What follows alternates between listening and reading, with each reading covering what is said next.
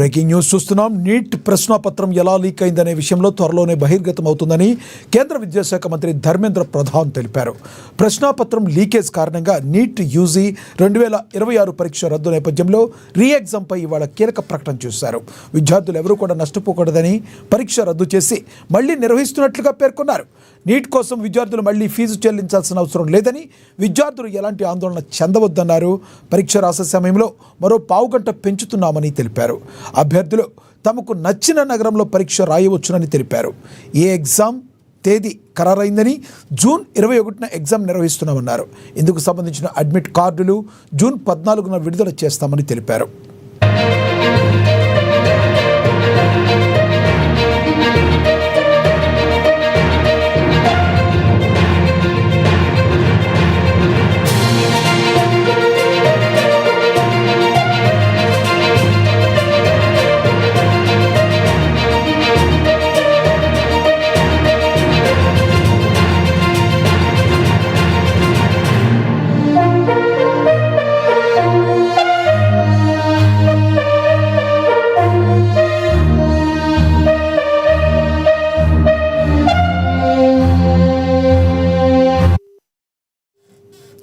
Neat ప్రశ్నాపత్రం ఎలా leak అయిందనే విషయం త్వరలో బహిర్గతం అవుతుందని కేంద్ర విద్యాశాఖ మంత్రి ధర్మేంద్ర ప్రధాన్ తెలిపారు.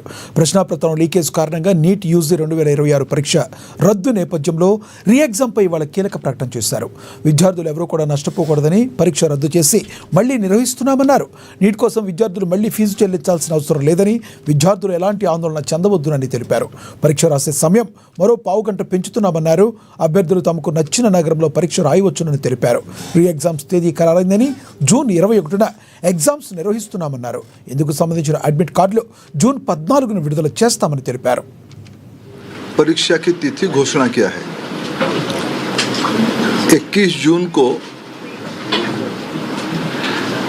री एग्जामिनेशन की डेट घोषणा की है. मित्रों, मैं 2-3 विषय आपके सामने, आपके माध्यम से देशवासियों के सामने, स्पेसिफिक स्टूडेंट्स और उनके अभिभावकों के सामने रखना चाहता हूँ.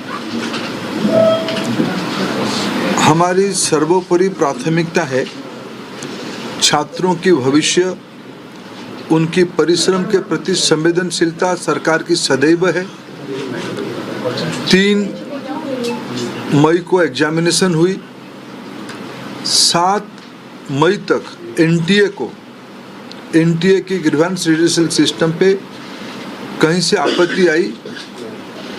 गेस पेपर में ऐसे कुछ प्रश्न आए हैं जो इस बार की क्वेश्चन सेट्स में था. तुरंत ही हम लोगों की वहाँ चर्चा हुई. एनटीए ने और सरकार ने, education department, higher education department ने तुरंत उसको